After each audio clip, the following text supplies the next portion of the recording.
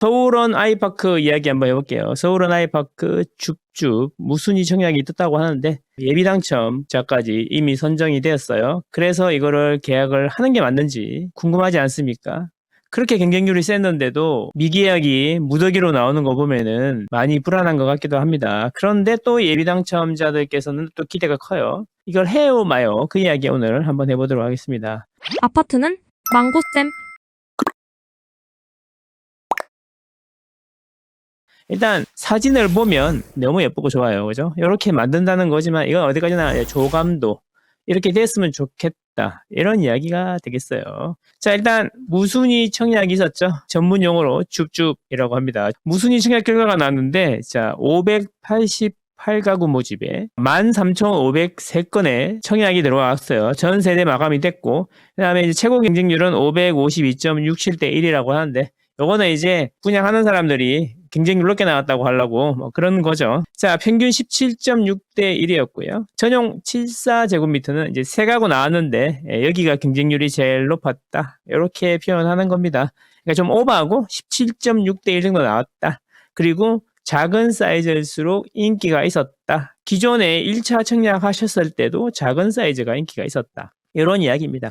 자, 그러면 처음으로 청약했을 때는 경쟁률이 안 좋았냐 이거죠. 지금 고민하는 게 이유가 바로 이거예요. 자, 1순위 청약 처음 했을 때 1414가구 모집에 21,219명이 청약을 넣어가지고 14.94대 1의 경쟁률이 나왔어요. 14.94대 1. 그러니까 한 채를 놓고 평균적으로 15명 정도가 경쟁을 했다는 거죠. 그런데 여기가 대거 미계약이 나왔다. 당첨이 되고도 계약을 안 한 거죠. 588가구가 미분양 또는 미계약이 나와가지고 다시 무순위 청약까지 하게 됐다. 이런 이야기예요. 이게 이제 호갱노노의 청약 결과인데요. 59 타입이라든지 74, 84 타입은 이렇게 당첨 가점이 있을 정도로 이렇게 경쟁률이 높게 나왔는데, 물론 여기도 이제 미계약 하신 분들이 많지만, 이제 91A부터 해가지고 위로 가면 경쟁률이 훅 떨어지다가 112로 가면은 이제 아예 미달도 나왔었다는 거죠. 아예 큰 세대들은 미달도 나왔다. 그러니까 중대형 평형 16개 중에 8개는 미달이 나왔었다. 이런 이야기입니다. 이게 좀 놀랍지 않습니까? 그래서 14.94대 1로 처음에 청약을 했던 그 당시에도 중대형은 인기가 없었다. 이렇게 보시는 게 맞고 59, 74, 84가 인기가 많았다. 74, 84도 근데 일부 미계약이 나왔다. 이런 거죠. 할 때는 좋다고 했는데 막상 계약을 하려고 그러니까 망설여지는 거죠. 그래서 무순위 청약이 나왔어요. 무순위 청약은 줍줍이라고 하는데 청약 통장이 없어도 되고 다주택자도 가능하고요. 거주지에 무관하다. 만 19세 이상이면서 국내 거주자면 전부 다 청약을 넣을 수 있다. 이런 이야기예요. 그래가지고 이제 전국에서 청약을 넣으셨더라고요. 지방에 계시는 분들도 청약에 넣고 그래서 당첨자가 발표가 됐죠. 1월 8일에 시작해서 1월 9일 당첨자가 발표가 됐다.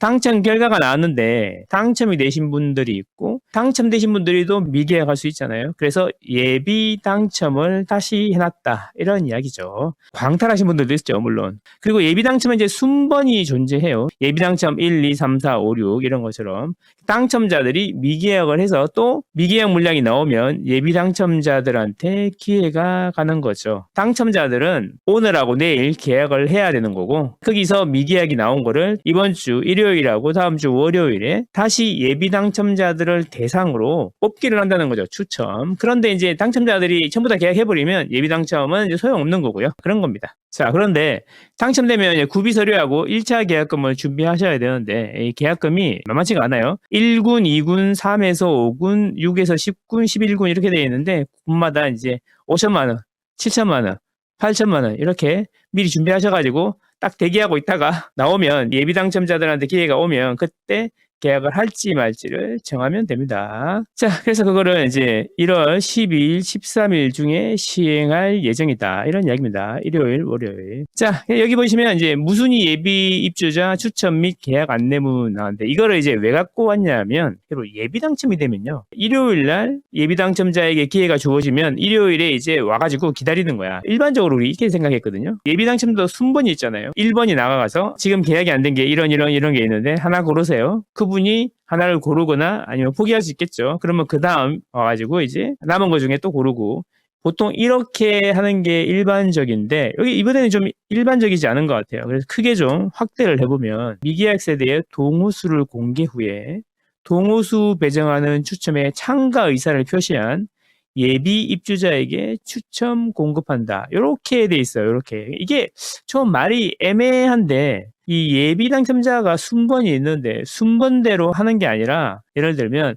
210동 210호가 나왔어. 미계약 세대니까 참가 의사가 있으신 분 손 드세요. 그래가지고 손 드신 분들 중에 추첨해서 예비 입주자를 선정한다. 이런 의미 같은데 이게 이제 확인해 보려고 전화를 해봤는데 전화는 불통이고 그렇습니다.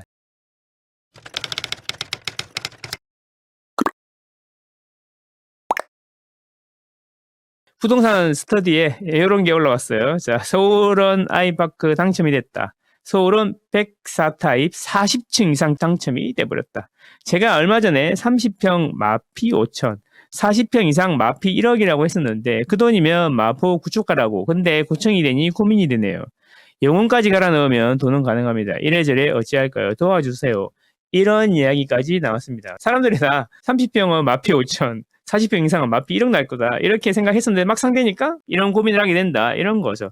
글쎄요. 이렇게까지 마피가 나올까요? 자, 그래서 이제 중요한 건 뭐죠? 당첨이 됐건 뭐 예비 당첨자가 됐건 간에 기회가 오면 이걸 해요 마요 이런 고민을 하게 되겠죠. 그래서 보니까 이미 호갱노노에서 3위를 달리고 있는데 조금 더 올라갔을 것 같아요. 그래서 그만큼 관심이 많은 것 같습니다. 진짜 해요 마요? 어떻게 해야 돼요? 일단 주변 시세랑 비교를 한번 해봐야겠습니다. 74나 84 같은 경우에는 그 옆에 장이 뉴타운의 신축 아파트가 84 기준으로 호가가 14억 정도 되는 것 같습니다. 14억. 74하고 84 같은 경우에는 이미 주변 호가랑 비슷한 수준이다. 이렇게 이야기를 할 수 있겠습니다. 근데 74나 84는 인기가 있다는 거죠. 희한하죠. 물론 서울원 아이파크는 주상복합으로 들어가지만 1층에 인프라가 쫙 깔리잖아요. 그리고 그 주변에 이제 관공서라든지 비즈니스 관련된 오피스들도 들어오고 하니까 아무래도 일반 아파트 단지보다는 훨씬 인프라가 좋을 거라고 생각합니다. 그럼에도 불구하고 지금 주변 시세랑 비슷한 게 인기가 있고 대형은 그럼 어떡할 거냐 이런 이야기가 되겠습니다. 대형은 이미 여기서 보면 91부터 쭉 나와 있는데 91 타입은 이제 우리가 보통 이제 아파트하고야 달라요. 주상복합이니까 36평, 37평 아파트로 이야기하면 그 정도 되는 것 같습니다. 자, 91 타입 같은 경우에는 14.9억이니까 15억 정도 된다. 이렇게 보시면 될 것 같아요. 근데 주변에 이제 비교할 만한 게 없어. 비슷한 사이즈가 어디에 있냐면은 레미안, 라그란데, 요즘 입주하는 데 있잖아요. 라그란데가 있는데 여기에 37평이 17억 3천 정도의 호가가 나와 있더라. 그래서 안전 마진이 생각보다 있는 것 같은데 사람들은 주변 시세하고 비교했을 때 안전 마진이 없는 거를 더 선호하더라. 참 희한하죠. 일단 넣어봤는데 금액 자체가 좀 부담이 되시는 것 같습니다. 자, 그래서 이제 중대형을 선택을 하려고 그러면 문제가 좀 많아요. 지금 유튜브에서 서울원 아이파크를 검색해보면은 조회수가 제일 많이 나오는 내용들은 전부 다 심각한 문제가 있다. 예를 들면 탑상형이면서 북향이다. 이런 거죠. 마통풍이 안 되는 우리나라에서는 약간 미소노하는 탑상형이면서 북쪽을 바라보고 있다. 이게 좋겠냐 이런 이야기인 거죠. 91제곱미터, 그러니까 84 이제 36평, 37평 되겠네요. 모양은 이렇게 생겼는데 마통풍이 안 된다라는 거죠. 보통 이제 거실로 바람이 들어가가지고 여기서 통과를 해야 되는데 여기 통과를 못 하잖아요. 그러면 91 타입은 어디에 위치해 있냐? 이제 이쪽이 북쪽이에요. 이쪽이 북쪽. 여기 보면은 크게 두 개의 그룹이 있어요. 이렇게 네 개로 이렇게 되어 있는 이쪽 그룹하고 그 다음에 약간 거미의 다리처럼 거미의 다리가 여러 개 있잖아요. 그런 모양이 이제 중대형이 이쪽에 이제 포진되어 있어요. 지금 91 타입은 이렇게 되어 있는데 그러면 이쪽 같은 경우에는 이제 동쪽이 이쪽이고 그다음에 서쪽이 이쪽이니까 이게 남쪽도 이쪽이고 해갖고 어느 정도 뷰가 나온다라는 거죠. 탑상향은 맞는데 북향이냐 이렇게 이야기하면 91 타입은 북향은 아닌 것 같다. 이렇게 말씀드릴 수 있겠습니다. 그러면 전용 105 같은 경우는 어떻게 생겼냐? 여기 보시면 다 북쪽에 자리를 잡고 이렇게 있죠. 자세히 보시면 이쪽은 동쪽으로 아침에 살짝 나오겠죠, 해가. 그리고 이쪽은 서쪽에 해질 때 살짝 나오겠죠. 나머지는 이제 불을 켜고 살아야 되지 않겠나. 이런 이야기인 거죠. 이제 이게 문제다. 이런 이야기 하는 거죠. 자, 그런데 실제로 주상복합에 살아보시면 옛날에는 남양인 경우에 햇빛이 들어와가지고 너무 뜨거워서 에어컨 돌리다 보면 전기세에 폭탄 맞는다. 이런 이야기도 많았고, 북쪽은 좀 불을 하루 종일 켜놓고 살아야 된다. 어두컴컴하다. 이런 이야기도 있고 그랬는데 요즘에는 이제 오히려 이제 그게 장점이다. 건축 기술이 많이 발전했잖아요. 환기 같은 경우에도 강제 배기하면은 금방 환기도 되고 남향이 아니고 북향인 경우에는 오히려 이제 여름에 전기세가 적게 나온다. 이런 이야기도 있다라는 거죠. 이게 실제로 살아보면은 단점이 그렇게 큰 건 아니더라. 이런 이야기까지 있습니다. 어쨌든 북향은 그래도 우리나라에서는 좋은 건 아니죠. 그러니까 해요 마요 이야기죠. 해요 마요. 그러면 어떻게 보면 되겠냐. 자, 91제곱미터 같은 경우에는 36평, 37평이라고 그러는데 주변에 비교할 수 있는 게 레미안 라그라는 데가 17억 3천 정도에 나와 있더라. 보시면 여기 전용이 99제곱미터죠. 물론 여기 전용 91제곱미터보다는 조금 더 크고 전용 105제곱미터 요 사이에 있는데 지금 이미 17억 3천 정도에 나와 있다. 지금 라그란데가 입주장인데 요 가격에 나와 있다. 그러니까 이게 비교 대상이 없는 지역이다. 여기가 무슨 이야기냐면 동부권에 보면은 중대형이 신축이면서 이렇게 높게 쭉쭉 뻗어 있는 게 없다가 보니까 비교 대상이 별로 없어요. 그래서 이제 또 그런 이야기 하는 거죠. 저 동네에 중대형이 인기가 있겠냐 이런 이야기 하시는데 어쨌든 레미안 라그란데 같은 경우에는 전용 99제곱미터가 17억 3천 정도 되겠다. 여기는 15억 이게 16억 정도 되니까 아무래도 이 시세 비교로 보면은 안전 마진이 최소한 1억에서 2억 정도는 되는 거 아닌가 이렇게 볼 수 있겠다. 물론 북향이고 탑상형이긴 하지만요. 74나 84는 주변 시세 대비 가격이 많이 싼 것 같지는 않은데 인기는 거기가 더 있다. 자, 그러면 이제 장희자이 레디언트에 보면은 94제곱미터니까 요쯤 되겠죠, 한가운데. 여기도 이제 22억에 하나 나와 있긴 한데, 요거는 매물이 하나밖에 없어갖고, 요거 가지고 이제 시세가 뭐 어떻다라고 이야기하기는 좀 그래요. 어쨌든 요 두 개를 보면 낮게 봐도 1, 2억 정도는 안전 마진이 있는 거 아닌가, 이런 판단이 듭니다. 구독, 좋아요, 구독, 좋아요.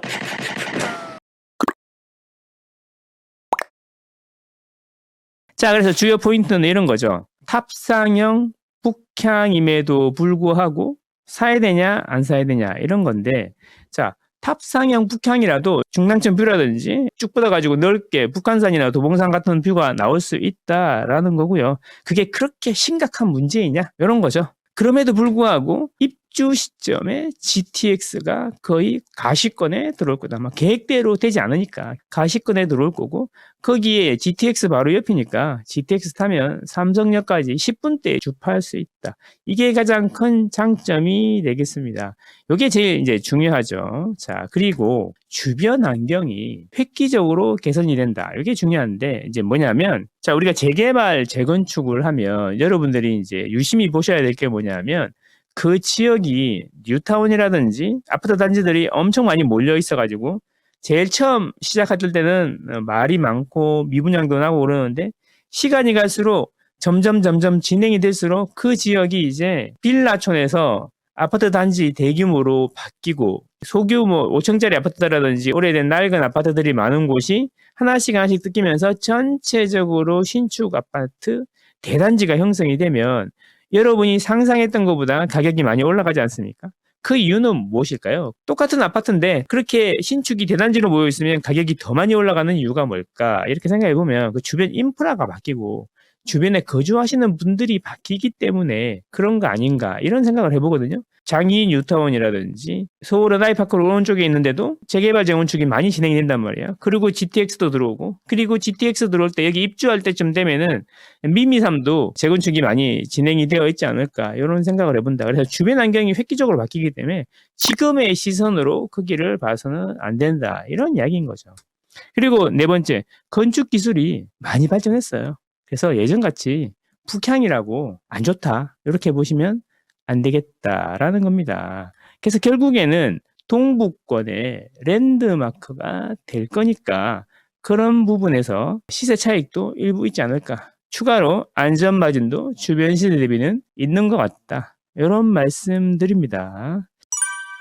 그래서 혹시 예비 당첨이 되시면 하한선을 정하는 게 좋겠다라는 겁니다. 무슨 이야기냐면 자기가 뭐가 될지 모른다는 거죠. 혹시 예비 당첨이 나왔는데 갔어요. 현장에 갔는데 30개가 나왔어. 30개가 다 다르겠죠. 동층, 향이 다 다르겠죠.